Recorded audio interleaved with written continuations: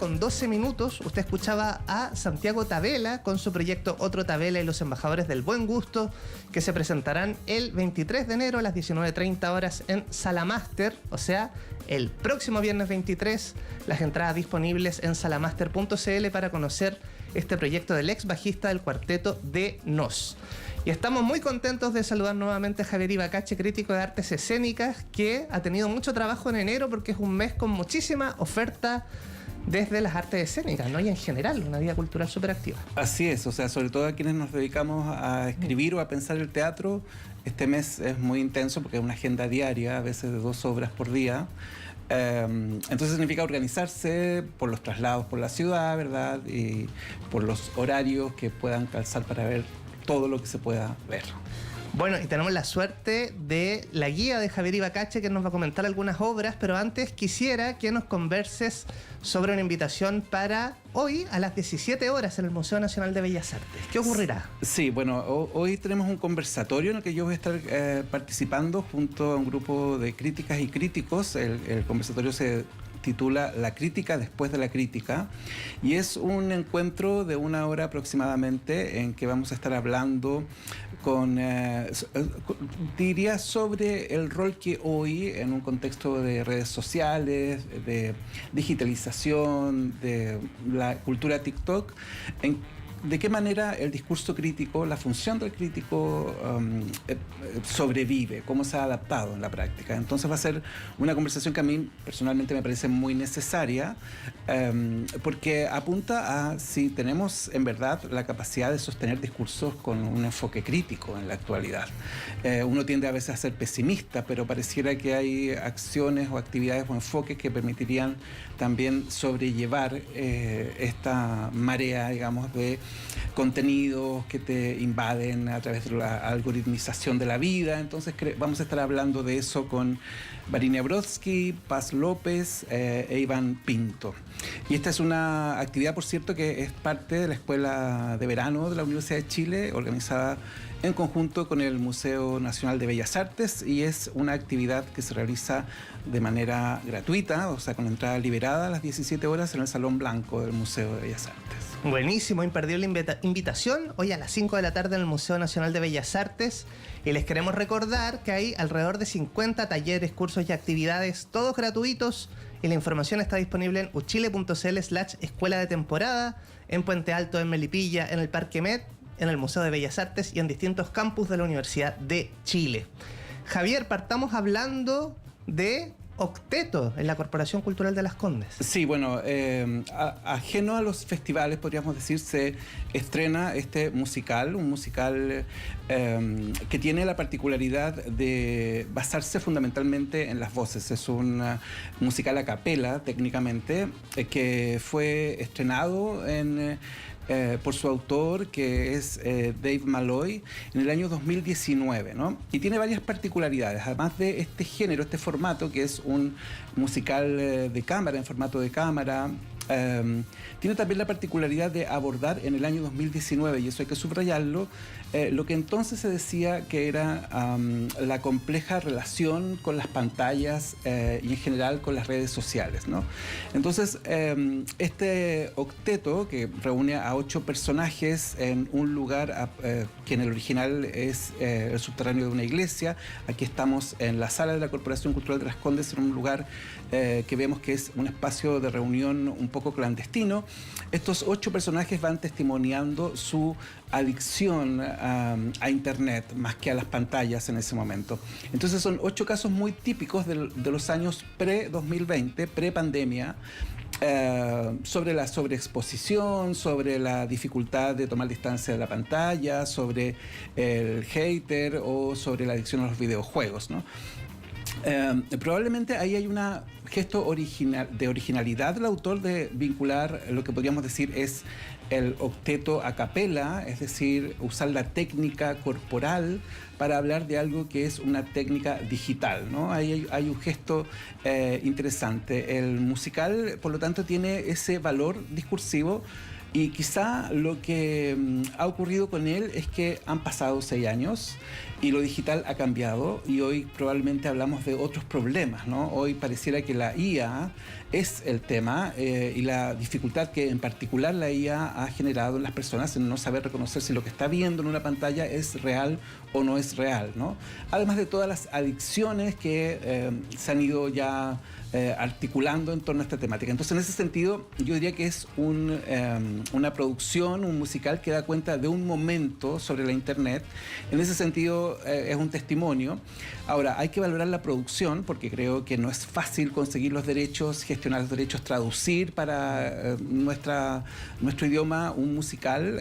Y en este sentido, la compañía que está detrás, que es Darshan Teatro, que ya viene haciendo producciones musicales, aquí logra un hito porque tienen la licencia, han hecho la traducción con dirección de Ramón Gutiérrez, y yo quiero destacar particularmente a María Pedrique, quien está en escena, es la impulsora y gestora de este proyecto, estuvo en la traducción, porque pienso que ella impone una presencia y un tono que es clave para la puesta en escena. Lo mismo Pablo Cavieres, por cierto, Elvira López Alfonso está haciendo lo que ya la reconocemos como una gran intérprete de musical.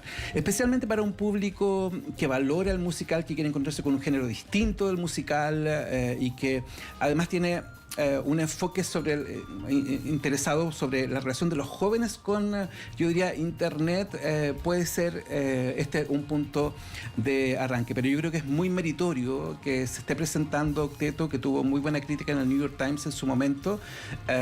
Hace poco se montó también en Canadá. Creo que tenerla acá como un panorama, como un estreno del mes de enero, va a estar marcando el formato. Así es que pienso que para los seguidores del musical es probar también un formato distinto y abrirse a una temática poco usual en este campo. Bueno, y contarles a las personas que estamos viendo la fotografía con los 8 actores y actrices, cada uno tomándose una selfie, ¿no? Algo que nos parece tan natural en estos tiempos. Y esta obra se presenta viernes, sábados y domingos a las 19:30 horas hasta el 1 de febrero en la Corporación Cultural de Las Condes, ubicada en Nuestra Señora del Rosario. 14.000 pesos de entrada general y 12.000 para los vecinos y vecinas de Las Condes que presenten la tarjeta.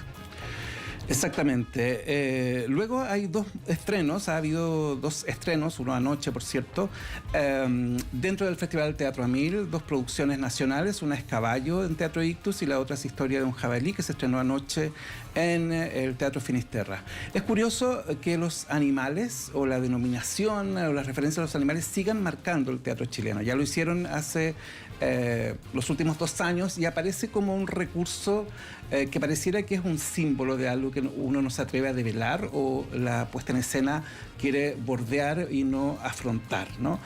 Caballo, por ejemplo, es un trabajo de Emilia Noguera, es un trabajo de dramaturgia y dirección de Emilia Noguera que alude al caballo, evidentemente, de Plaza Italia o Plaza Dignidad, según como quieran denominarla, o Plaza Baquedano, ¿verdad? Ese caballo es abordado desde una clave onírica, ¿no?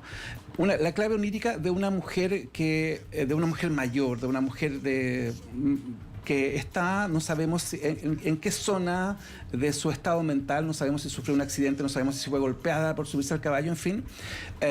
Aparentemente en algún momento de octubre del 2019, pero también podría ser en otro momento de su biografía. Esa mujer es interpretada por María Elena Dubuchel y este principio onírico es el que recorre la pieza, ¿no? Yo pienso que para lo que hace Teatro Ictus suele hacer obras que son muy visionarias, ¿no? Que cuando se estrenan a veces uno no alcanza a dimensionar la resonancia que puede tener, ¿no? En este caso pasa un poco eso, ¿no? Uno reconoce en el personaje a una mujer que podría ser perfectamente el Chile actual, un Chile que está un poco confundido, que no sabe para dónde va. que no sabe en qué plano, en qué momento de la historia está, que está sujeta a los vaivenes de la biografía y que está sujeta también a las vicisitudes que le pone este imaginario. En ese sentido, la pieza es muy interesante porque el espectador está permanentemente completando la situación o levantando una lectura posible de la situación. Aquí hay, por cierto, muy buenos intérpretes. Además de María Elena Bochel, está Roberto Poblete, Paula Charín, Daniel Muñoz, Nicolás Zárate, Camila Oliva, lo que ya garantiza un muy buen nivel actoral, en el sentido que son actores con oficio. Pero probablemente donde uno queda con la duda es en la segunda parte de esta obra. La primera parte tiene que ver mucho con esta imagen del caballo, la segunda parte tiene que ver con el destino, ¿no? El sino de este personaje. Hay que recordar que Emilia Noguera el año pasado también estrenó una pieza por encargo que se llamaba en Teatro Soco, Recuérdame mi vida, donde afrontaba el tema, diríamos, del Alzheimer, ¿no? Algo de eso aquí se devela, se resuena, yo diría, algo de eso, hay un remanente de esa confusión con los planos de la realidad. Podríamos preguntarnos si estamos en un país con Alzheimer, si estamos en un país con un problema sobre cómo afrontar la memoria. Creo que cuando la veamos en un año más, sobre todo después del 11 de marzo, vamos a entender mejor esta pieza que hoy queda como enuncia algo y nos quedamos con muchas preguntas, ¿no? Pero creo que genera mucho interés la conversación. La obra, de hecho, está con entradas agotadas, ¿ya? ¿No? Toda esta temporada, esta primera temporada, y volverá seguramente en marzo. Qué curioso, Javier Ibacache. Yo el otro día pasaba en la micro y veía el plinto vacío, ¿no? Y pensaba la significancia que tiene el monumento al general Baquedano, que se cambió de nombre también en tiempos del estallido social popularmente, pero que la estación de metro nunca cambió de nombre, que fue al Museo Histórico Militar y que va a volver, pero en compañía de un monumento a Gabriela Mistral. Es súper interesante las lecturas que uno puede hacer desde esta figura, que en algún momento, ¿te acuerdas que los triunfos, por ejemplo, cuando Chile clasificaba un mundial, era el punto de celebración y se resignifica, por ejemplo, en el estallido social? Claro, esta obra yo creo que permite pensar ese tema. Otra obra que se estrenó anoche, que quiero destacar, es Historia de un jabalí o Algo de Ricardo en el Teatro Finisterra.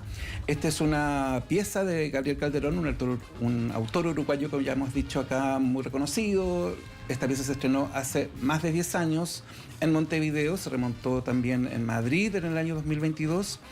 Gabriel Calderón es una suerte de autor emblema en la actualidad de los autores que de Sudamérica abordan la escena europea, ¿no? Muy valorado en Europa actualmente. Y aquí lo que tenemos es una producción que vuelve sobre Historia de un jabalí o Algo de Ricardo, que es revisitar Ricardo III, ¿no? Una tragedia clásica de William Shakespeare, que tendemos a leerla como la historia de la ambición con un personaje histórico muy particular como es Ricardo III.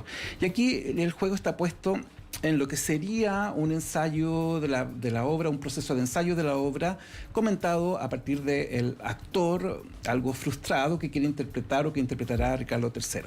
Eso es, en los hechos, la situación que nos plantea.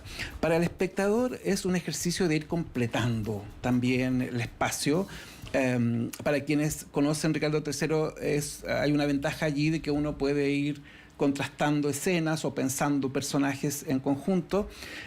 Para la puesta en escena, que aquí yo quiero destacar el trabajo de Cristian Plana, es una oportunidad para salirse un poco de la convención que propone el texto, porque si bien el original sigue y se apega a los principios shakespearianos, lo que hace la dirección de Cristian Plana es abrir como las capas de la obra, ¿no?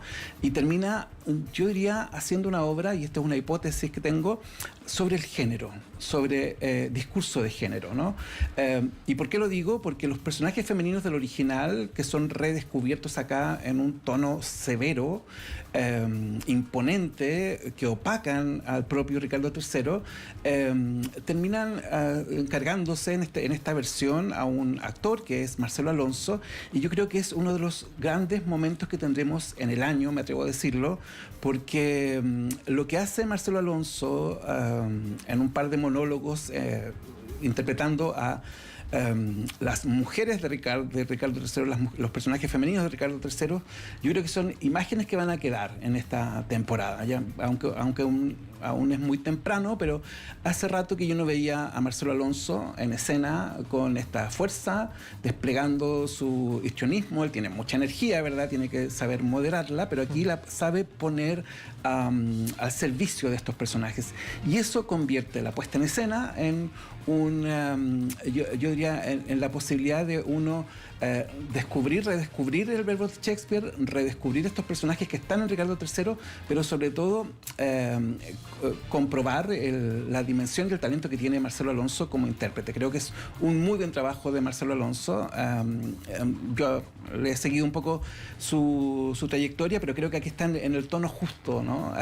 Y perturba, ¿no? Desde ese lugar de su forma de decir, de su forma de estar en escena, con estos textos. Y eso ya creo que abre la obra más allá de lo que quería hacer el autor. Creo que nos abre y nos reencontramos con el Cristián Plana más profundo. Está también, por cierto, interpretando a este actor ambicioso, Pancho Reyes, que está haciendo un ejercicio bien admirable, porque es bastante desafiante lo que él tiene que hacer en escena. Pero creo que es una de las obras a la que hay que tratar de seguir la pista y verla. Tremendos actores en escena, en Historia de un jabalí o algo de Ricardo en el Teatro Finisterra.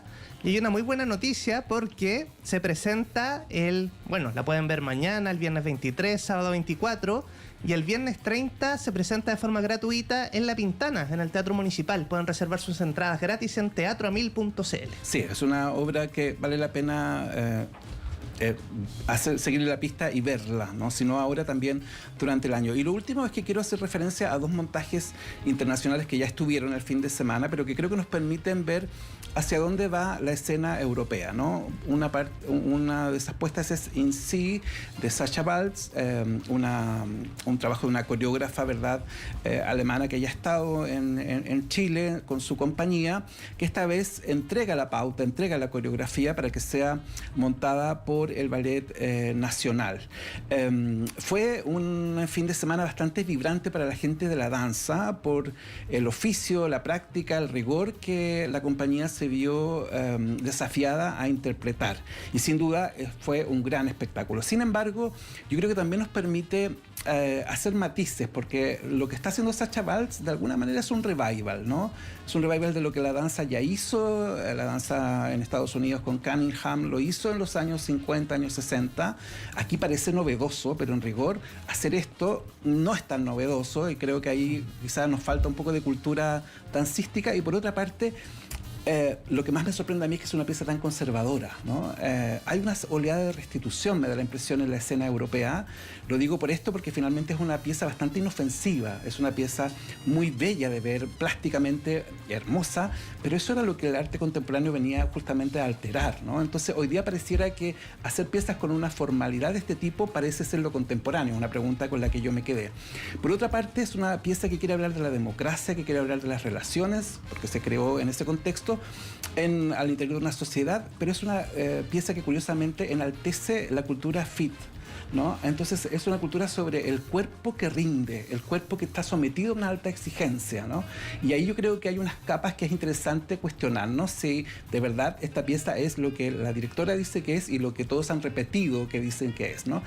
Porque yo creo que hay más complejidades en esta pieza de lo que uno diría. Es muy llamativo que esta pieza, muy meritorio que quede ojalá en el repertorio del Ballet Nacional, pero creo que es muy llamativo de lo que está pasando con el teatro europeo. Y lo mismo con La Distance, este melodrama distópico futurista que viene con todos los pergaminos del Festival de Aviñón y de Tiago Rodríguez, que es su director, ¿verdad? Un director portugués que dirige el Festival de Aviñón y que crea esta pieza ambientada en el año 2077. Y aquí lo curioso es la movida, el traslado de la escena contemporánea a un género que es muy propio de las series, que es muy propio de lo distópico. Y aquí también uno se vuelve a preguntar, ¿no? ¿Qué ocurre con la escena? ¿Qué está pasando con la escena? Mucha gente lloró en La Distance, muy emocionadas, pero yo me preguntaba, ¿es esto teatro contemporáneo? Yo creo que son preguntas que uno se hace y que es la oportunidad que uno tiene por el Festival Teatro Amil de poder ver montajes que de otra forma probablemente no accederíamos. O sea, son preguntas un poco exquisitas, pero uno observa una oleada un poco de restitución, algo conservadora, y yo me pregunto si esto es lo contemporáneo hoy. ¡Wow! Buenas preguntas nos deja Javier Ibacache. Y recordarle al público que este festival sigue, ¿no? Toda la información en teatro1000.cl. Sí, vamos a seguir viendo esta semana, así que pronto volveremos con más comentarios. Bueno, yo estaba revisando para recomendarles la última edición de Tomar Palco, el programa que conduce Javier en nuestra radio, que tuvo en el capítulo del 13 de enero a Cristian Plana de invitado, Santiago Loza de Argentina. Exactamente. Claro que sí. Les recomiendo escuchar esa entrevista porque Santiago Loza no siempre habla, ¿no? Claro, y a Rutherford les queremos recomendar que busquen Tomar Palco en Spotify y puedan complementar lo que nos ha contado Javier con ese capítulo, y siempre los martes a las 22. Siempre los martes a las 22 horas. Súper, y recordar también que en el SEINA se está desarrollando el Congreso Futuro, que está súper interesante con actividades gratuitas para el público. Hay dos cosas, el Congreso Futuro y también el ciclo de teatro y cine que está haciendo Cine Arte Alameda en SEINA. Wow. Ese ciclo está muy bueno para complementar todo esto que estamos viendo. Está En busca de Ricardo III de Al Pacino, justamente. Si uno ve la obra Historia de un jabalí, el mejor complemento es esa película. Seina.cl, toda la información. Arturo Prat 33. Muchas gracias, Javier Ibacache. Gracias. Nosotros vamos a la pausa y ya volvemos con nuestra invitada. Marcela Mardones nos cuenta de su libro Prisionera, breves relatos de encierro. No se vaya.